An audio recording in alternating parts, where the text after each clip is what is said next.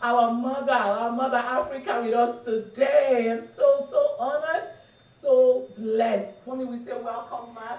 Thank you so much for joining us. I know how busy and yes, ma'am. Yes, ma'am. I'm sure everyone knows, Her Excellency, but Ambassador Dr. Arikana Chihombori Quao is our permanent representative of African Union to the United States of America. Yes. And I choose to call her mommy. She's been a real mother to all of us. She's a real mother. I say this is our Moses of Africa. Mommy is, when I came to mommy to talk about all of this and the African industry and all of that, it was supposed to be a 10-minute meeting. And I saw how, every time I come here, I know how busy she is. But guess what? We ended up talking 3 hours because she was so passionate. She wanted to hear. So without further ado, I just want mommy to take over and do her thing and just address us. And I'm excited. Mommy. Oh, yes, ma'am. Good afternoon, my brothers and sisters, sons and daughters. Welcome to your home. Thank you. You should come often and stay long. I've made it a point that this house is open to its children. When I came to Washington, I got to hear from a lot of diaspora about challenges of getting to different embassies, and I made it a point that this is the people's home, and that we must be open, and that the children of Africa, member states are paying for this building, and so we cannot keep the doors closed. This is the people's home, and I often say, should you come in here and the floor is dirty, before you complain, you must ask where the broom is. And so while you're cleaning the clothes, because that is your home, you should take full ownership of what goes on in this house. So welcome once again. And to my daughter Uche and her infectious energy, we want to thank you for all you do to bring us together. I think she's right. When we first met, initially I was like, oh my goodness, all my daughters, they talk too much, they're just like me. I didn't have much time, but when she started talking, I remember thinking to myself, with young women like her, Africa's future is very bright. So I had a meeting to go to, but I can honestly tell you what my priorities are. I don't care how important the meeting is. If it comes to African women, and if it comes to our youth, in my world, they take priority. I had a meeting to go to, but because of what she was talking about, I missed that meeting. And I ended up spending time listening to her and the work that she's doing, which is so crucial. I'm disappointed that this room is not full. And that is part of our disease. We have to work on it. And we have to work on it on an individual basis. Because other ethnic groups, they support each other. If this was an Indian event, there would be Indians all over the place, even on the streets. If this was a Chinese event, if this was a Mexican event, look at us when we go to, there's one day that I think the French open, there's an event that they invite African diaspora.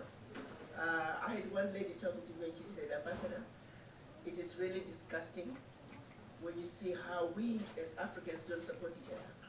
But that event, her event, she wanted $10 admission fee. She couldn't get people to come, Africans to come and pay $10. But that event at the French embassy, at $250, these Africans, we stupid Africans are dressed up in suits and we go buy suits and get ready for this event so we can just say we went to the French embassy. We are funding that event. France doesn't need any more money from us. But we're so stupid. I'm sorry to say this, I'm your mother and I can say it because it is Yes. the truth. We need to wake up. We do some of the dumbest things on this earth, and yet we wonder why our conditions are the way they are. We wonder why our circumstances are the way they are. We must wake up and support each other. So I'm saying to all of you, next year when my daughter Uche picks up a date for the next event, I want people falling off of the rafters in this building. Because we are going to be awoken and we're going to know what matters most. Because this is not only about Uche.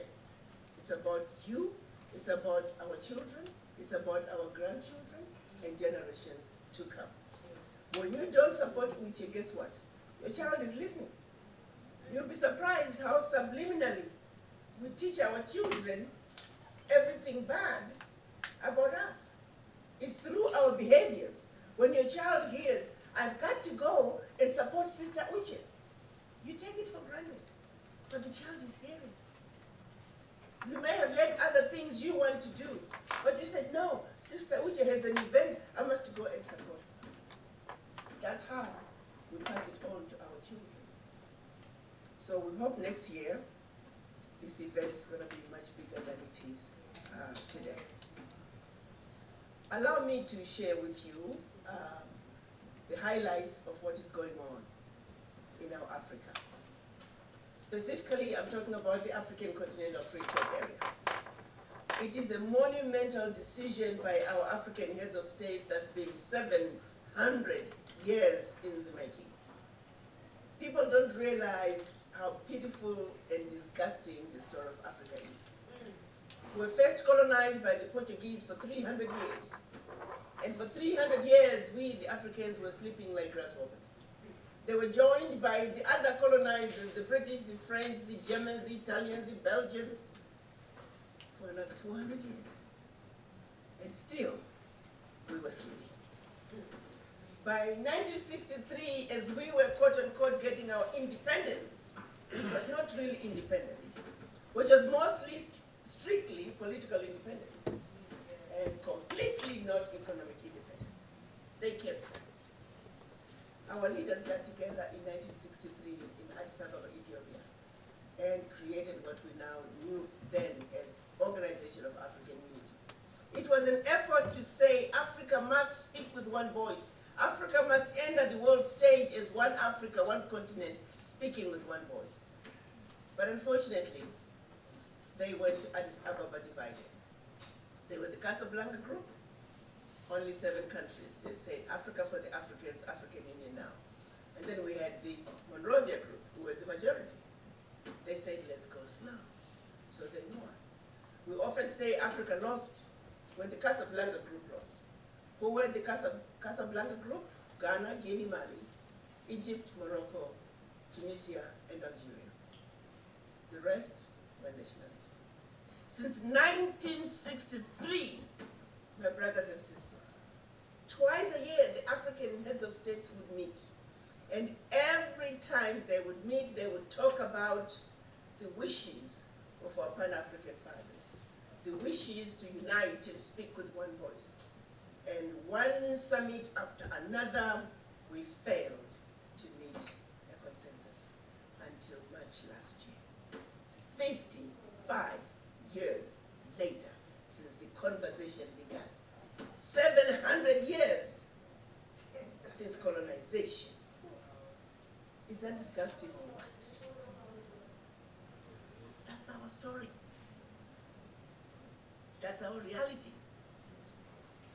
And that's why each and every one of you must be disgusted about our circumstances. How bad do things have to be before we can wake up and say enough is enough? But we just go on. Business as usual. We accept lies that are being told to us. Have you ever wondered who came up with the idea of the color black and that the devil was black? Have you ever thought about that? Who has seen the devil? Nobody has seen the devil. And then if I were to ask all of you right now, what color is the devil? 100% all of you are going to say black, because somebody told you the devil was black. So they tell you the devil was black, and then turn around and say, you people are black So that which you represent represents the devil. And you wonder why we are going from one generation to the other, raising children who don't feel equal to the rest of the world. No matter how much we tell our children at home that you're black and beautiful, the minute they step outside the door, they are immersed in the world that tells them everything that you represent as a black person is bad and undesirable. Even the devil's food cake is black. Black Widow. Never seen a villain in the movies who was putting on white. Never seen a bank robber putting on a white mask. Are you with me? Yes. Subliminal messages designed to keep us feeling inferior to the rest of the world. How long are we going to continue to believe in the lies? They are nothing but downright lies. Let me take it home a little bit. I was born in Zimbabwe. The British did not come to Zimbabwe until 1896.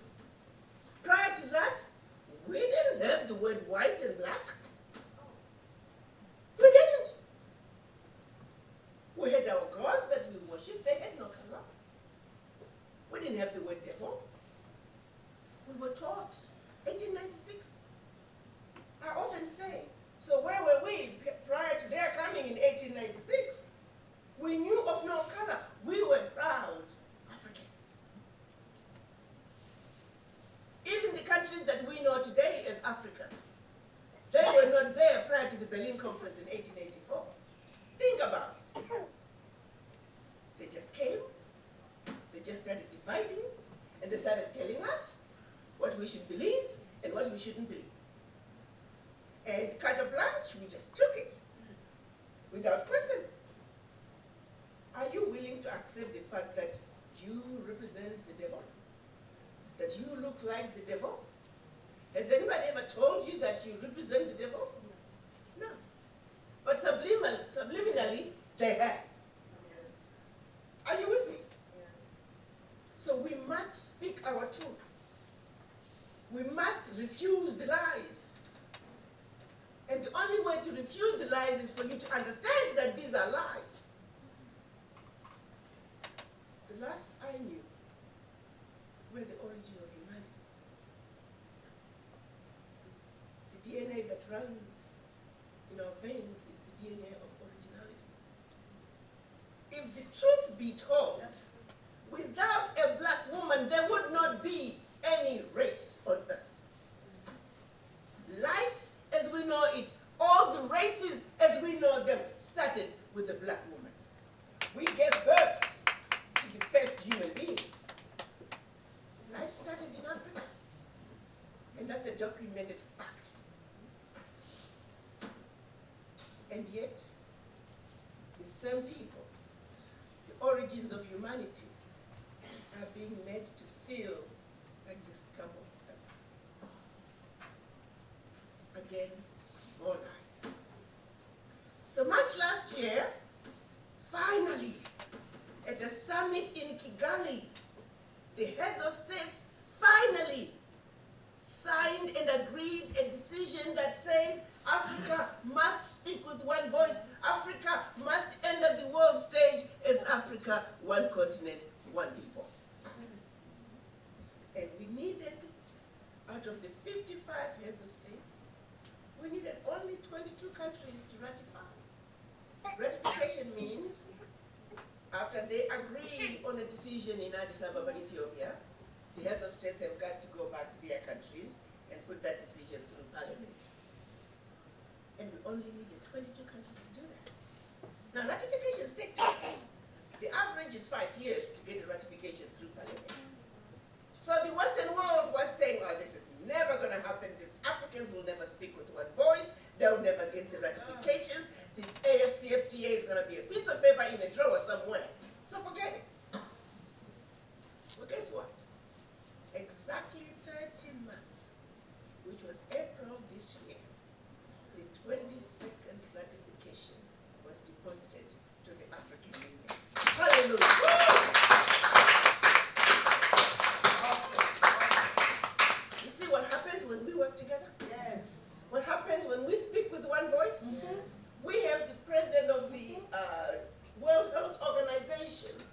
know how we got it? Because we spoke as a bloc. We voted as Africa, the giant.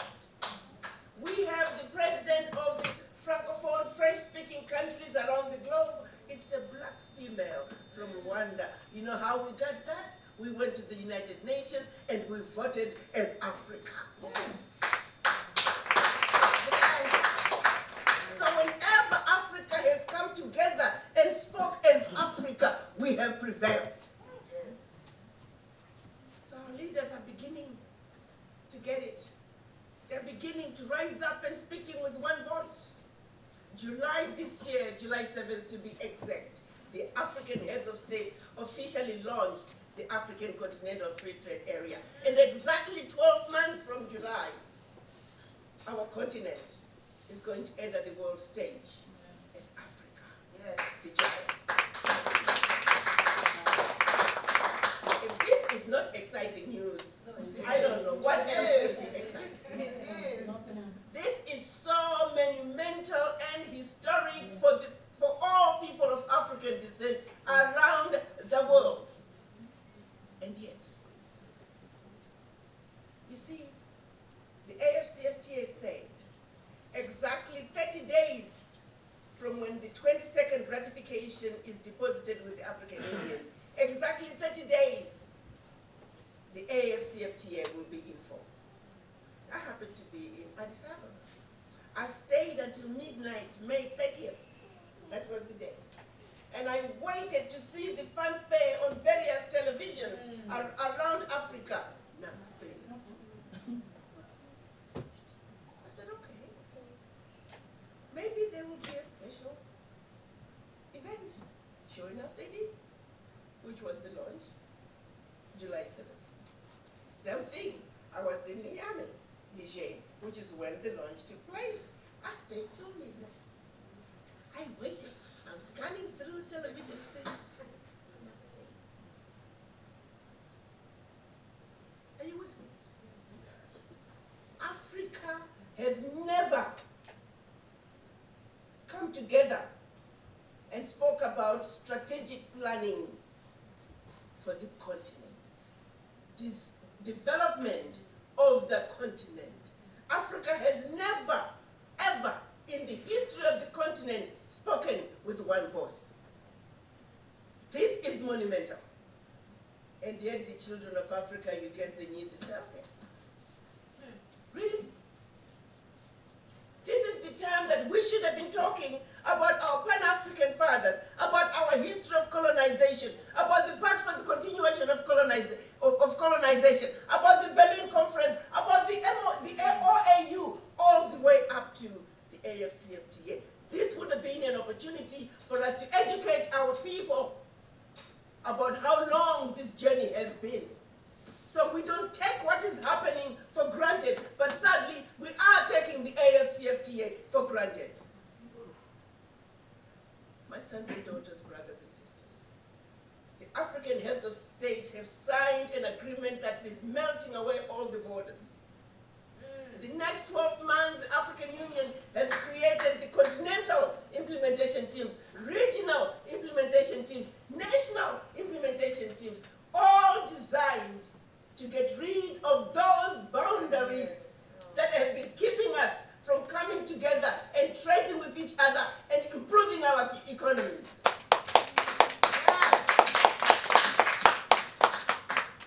Now here's the reality.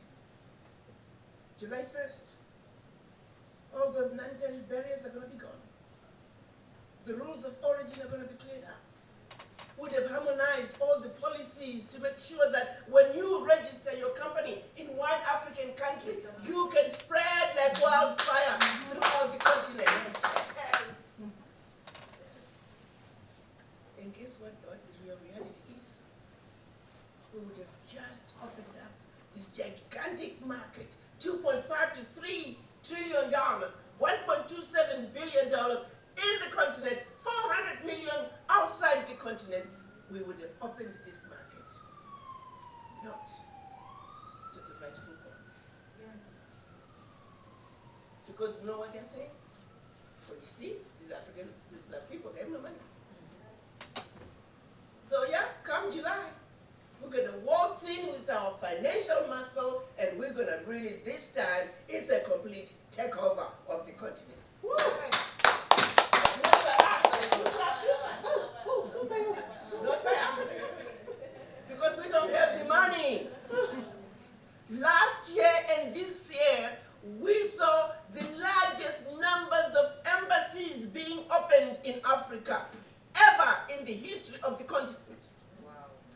now a mad rush to go to Africa and start your position in preparation for taking over this market that is wide open. With no money, guess what? This time we're giving the continent away for good. You see, previously the borders also prevented them from really taking over. Studies have shown us that in spite of the centuries of colonization, these colonizers have only taken maybe 10% of Africa's wealth. Every day, Africa is discovering more and more natural resources. We are endowed with an amazing continent that is wealth that is limitless. Africa can feed the entire world. You can take the United States physically and put it in Africa, check. You can take all of Europe, put it in Africa, check. You can take all of China, India. They all fit on the continent of Africa. Not only can Africa not feed the world, but Africa can accommodate the entire world. That's how rich this continent is. That's what we have. That's what we are inheriting as people of African descent. But the reality is, are we aware to that fact? We are busy being told your Africa is a diseased and dying continent, that you must not go there. But those of you who've been to Africa lately, when you fly the intra-African airlines, who's in the plane? You're being told don't go there, so they can go.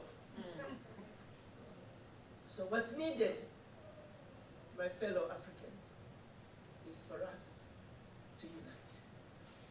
We are now at a do or die moment. If we do not organize and come together as Africans and pull our resources together, financial resources, we have just finally opened up our continent to the colonizers so they can come in and just this time finish us up. I don't think we want that to happen. So through the African Union mission here, we have embarked on 3 projects that are very clear and straightforward. First, we are calling it the AfroLink. It is a LinkedIn equivalent of all people of African descent around the globe. This is going to be officially launched in October in Dakar, Senegal. And once launched, I'm going to be coming back to you all, and we need to spread this word as it is everyone that must hear. Yes. It is that platform that we're going to use to talk about all the contracts that are coming up, all the employment opportunities, business opportunities. And then from the AfroLink, because we need that database come to life. We want to be able to tell you that we're getting ready to open up East Africa as the wheat production region for the continent. You need to be a shareholder in this massive wheat commercial farming.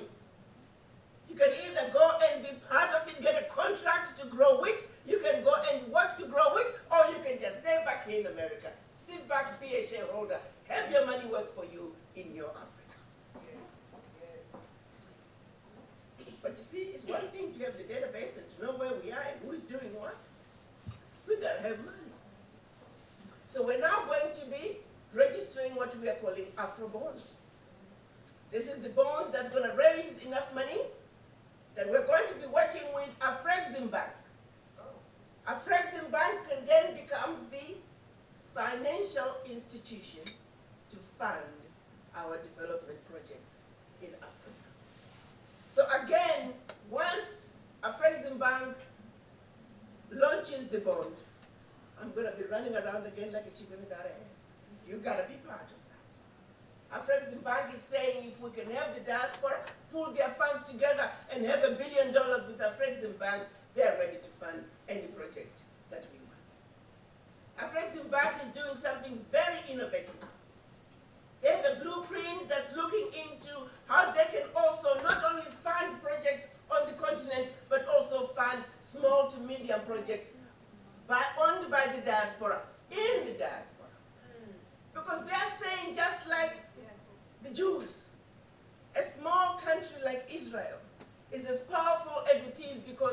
children in the diaspora are powerful. So when the African diaspora do well wherever they are on the globe, that equates to a stable and respected Africa. Wow.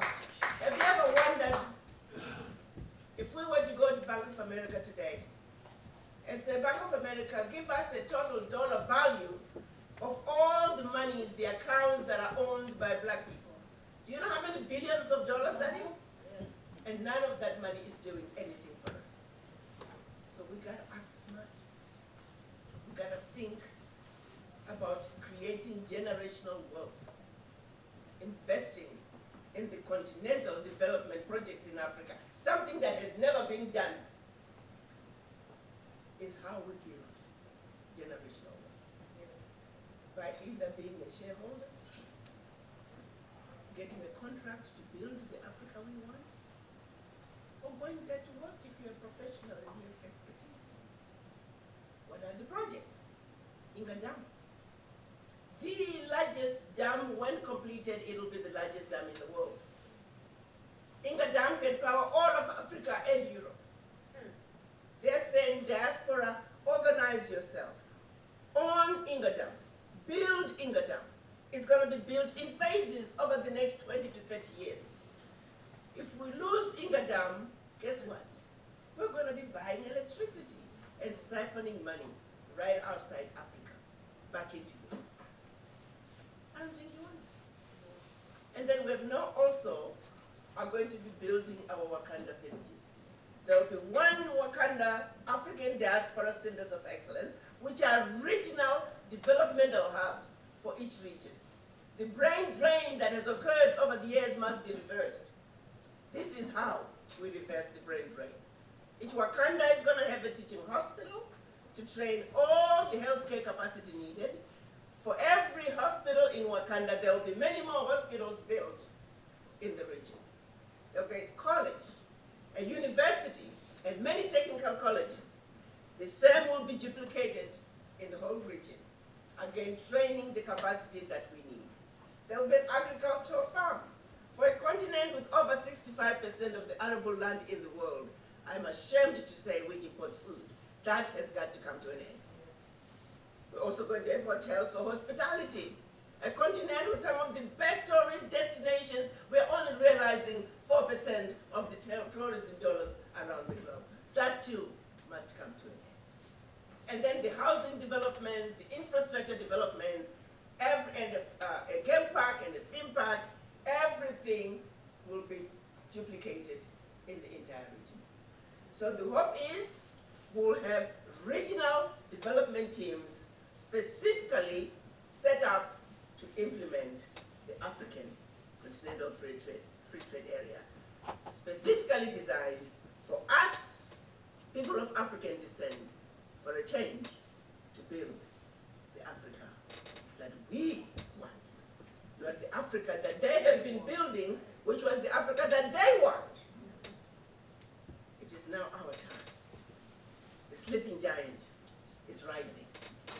Stay tuned for the AfroLink and the AfroBond, so that way, come July next year, a united, powerful, influential team of Mother Africa's children, who I call the beautiful, intelligent, sophisticated, highly adaptable, and totally indestructible children of Mother Africa are going to show up.